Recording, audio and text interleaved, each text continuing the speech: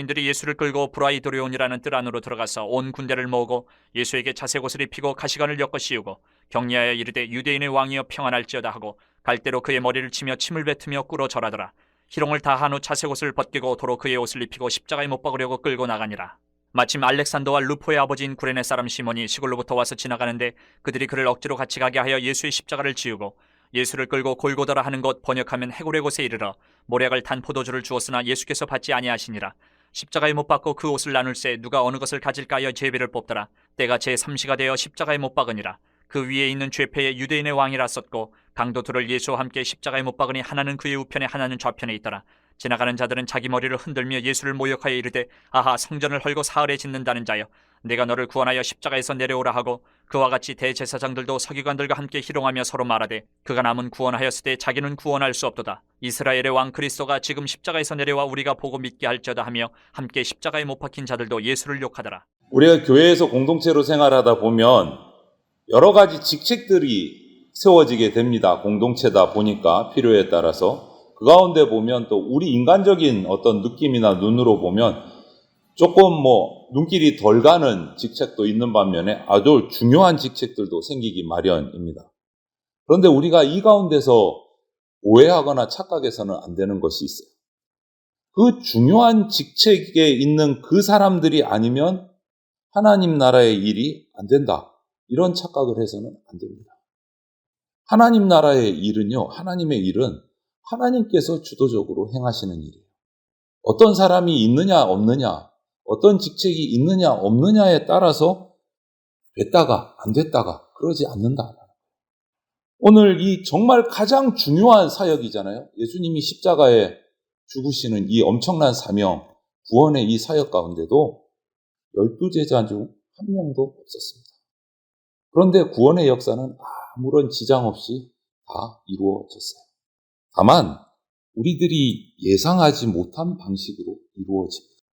그래서 오늘 본문에서 마지막 예수님께서 십자가로 끌려가시고 십자가에 못 박히시고 죽으시는 이 본문을 살펴보면서 십자가에서 예수님께서 하신 일들, 예수님의 모습들을 통해서 하나님 나라가 어떻게 이루어져 가는지를 우리가 다시 한 번 더 상기하고 우리가 교훈을 받기를 바랍니다.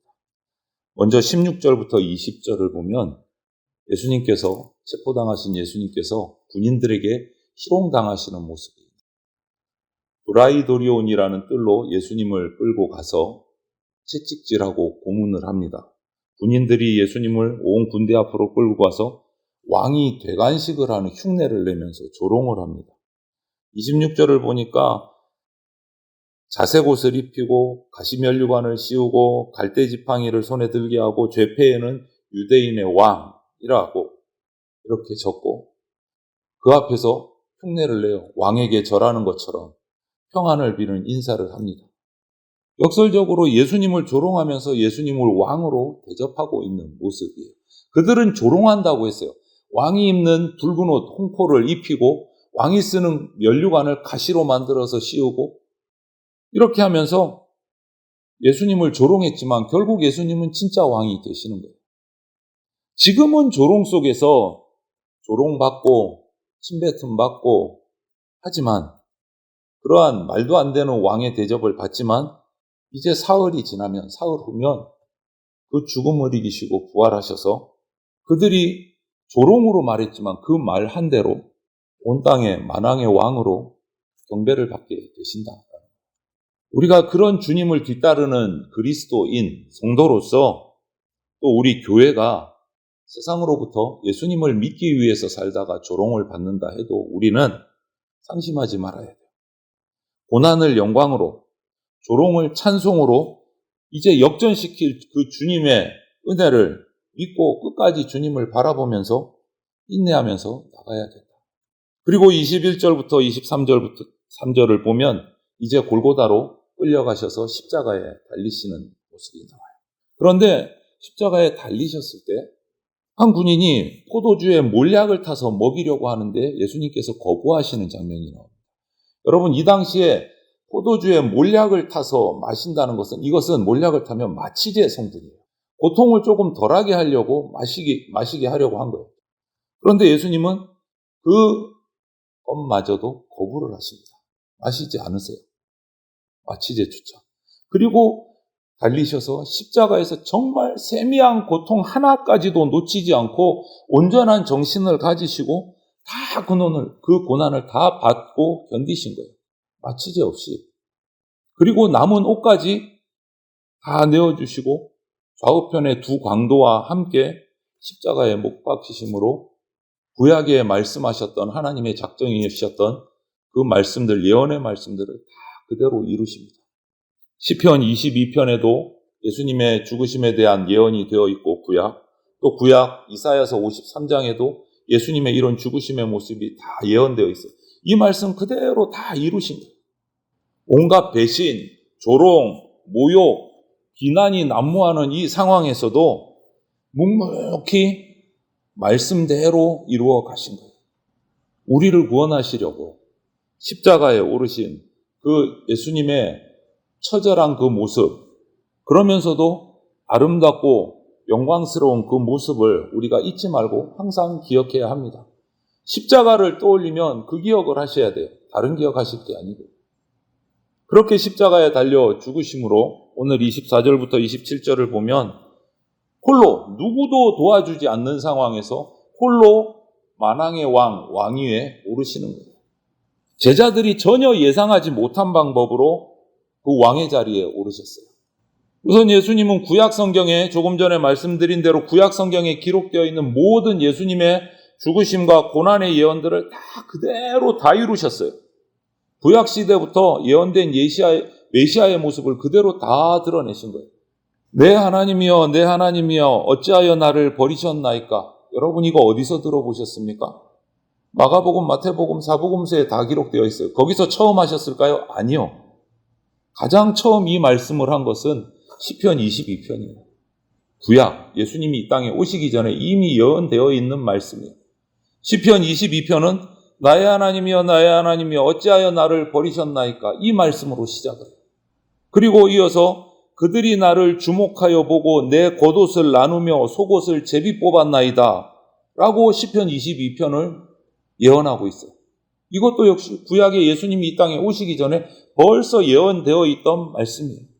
그 말씀 그대로 버려진 죄인의 모습으로 십자가에 달리셔서 죽으심으로 구약의 모든 예언의 말씀을 그대로 이루셨어요. 그리고 제3시, 이 시간은 유대인들은 이 하루의 시간을 24시간이 아니고 12시, 12시간으로 나누어서 자기들의 계산을 합니다. 그래서 3시, 유대인들이 아침에 기도하는 시간에 예수님께서 십자가에 달리셨고 유대인의 왕이다 라고 기록된 그 죄패를 머리 위에 달고 예수님이 왕이시다라는 것을 선포하고 있었어요. 또 왕이 새롭게 세워졌을 때 그 양쪽에 가장 측근의 신하들, 높은 자리의 신하들이 그 자리는 제자들이 아니라 두 강도에게 돌아갔어요. 사람들이 상상했던 모습하고는 전혀 다른 모습이에요. 종려주일, 일주일 전에 예수님이 나귀 새끼를 타고 예루살렘 성에 입성하셨을 때 상상했던 모습과는 완전히 다른 모습으로 왕의 자리에 오르신 거예요. 예수님의 제자들 중에 예수님 왕자에 오르시면 저를 우편에, 한 명은 좌편에 세워주십시오 했던 그 야고보 요한은 이 자리에 나타나지도 않았어요. 예수님이 왕자, 그 십자가에 오르시는 자리에 나타나지도 않았어요. 다 도망갔어요. 그러나 예수님의 그 왕좌인 진짜 십자가를 함께 질 사람, 그 왕좌의 우편 좌편에 앉을 자는 하나님이 다 준비하시리라 하신 대로 준비되어 있었어요. 제자들이 아니더라도 하나님은 처음 예수님을 본 이방인인 구레네에서 올라온 시몬, 그리고 두 강도를 사용하셔서 그 자리를 다 채우셨어요. 홀로 왕좌에 오르신 거예요. 구원의 사역을 혼자 이루신 거예요. 그리고 28절부터 32절을 보면 홀로 예수님 혼자 하나님 나라의 구원의 길을 이루셨어요. 군병들의 모욕, 희롱을 통해서 유대인의 왕이다라는 역설적인 고백도 받으셨고 이제 무리들의 모욕, 희롱을 통해서 완성될 나라를, 하나님 나라를 선포하게 하셨어요. 지나가는 사람들이 오늘 뭐라고 합니까? 29절에 예수님을 가르쳐서 십자가에 달려 죽어가고 있는 예수님을 가르쳐 성전을 헐고 사흘에 짓는다고 하는 자여. 이렇게 희롱했어요. 사흘에 짓는다. 실제로 이 일은 예수님께서 3일 만에 부활하심으로 이루어졌어요. 또 사람들은 예수님께 이렇게 모욕했습니다. 30절을 보니까 너를 구원해서 십자가에서 내려와라. 다른 사람들은 병도 고치고 죽은 자도 살리면서 너는 자기는 구원하지 못하느냐. 실제로 예수님은 십자가에서 내려지셔서 무덤에서 3일 만에 부활하셔서 구원을 완성시키셨습니다. 구원을 하지 못하는 것이 아니고. 그리고 제사장들과 서기관들은 남은 구원하였으되 자기는 구원할 수 없는 자여 라고 조롱하고 비방했지만 이것은 자기를 버림으로써 다른 모든 사람을 구원하시는 예수님의 사역을 가장 정확하게 표현한 말이 되어버렸어요.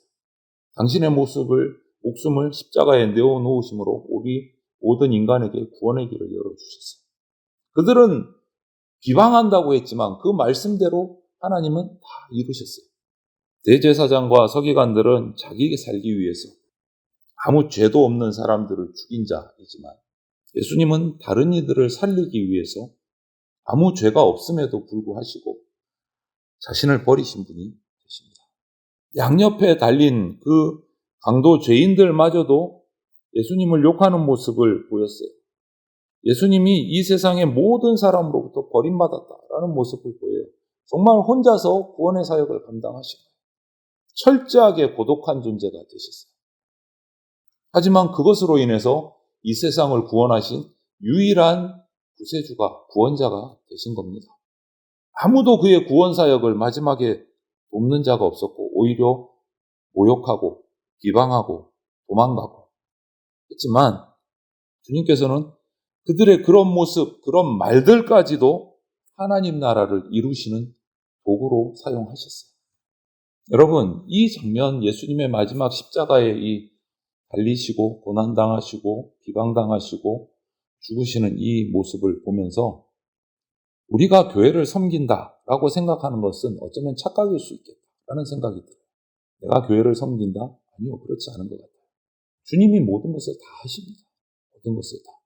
우리는 그저 주님이 하시는 일에 도구로 쓰임받을 수 있다면, 일부분이라도 쓰임받을 수 있다면 그냥 감사할 따름인 겁니다. 주님은 홀로 고난당하시고 홀로 모든 인간의 죄값을 치르셨고 그렇기 때문에 홀로 영광 받으시는 것이 당연한 거고 마땅한 겁니다.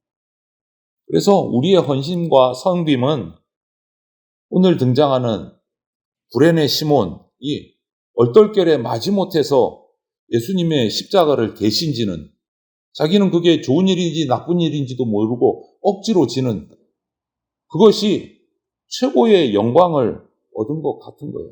그것이 우리의 섬김과 헌신이에요. 뭔가 알고 하는 게 아니고 비록 마지못해 어쩔 수 없이 한 복종이지만 결과적으로는 구레네 시몬에게는 정말 뜻밖의 찾아온 복음이고 축복인 거예요. 그 이후에 신약 성경을 보면 오늘도 구레네 시몬의 아들들, 자녀들 이름이 잠깐 나왔지만 그 자녀들이 예수님 믿는 자가 되고 그 가정이 예수님 믿는 자가 돼서 헌신하고 섬기는 가정이 됐어요. 이것을 시작으로 해서 얼떨결에 십자가 맸는데 뭔지도 모르고 헌신하고 섬겼는데 여러분, 저와 여러분에게 어느 날 갑자기 불쑥 다가오는 그 헌신과 섬김의 기회를 놓치지 마십시오.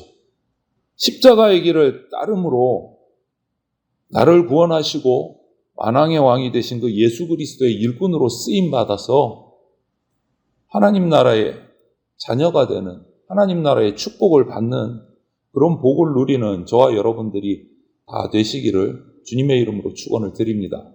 아멘.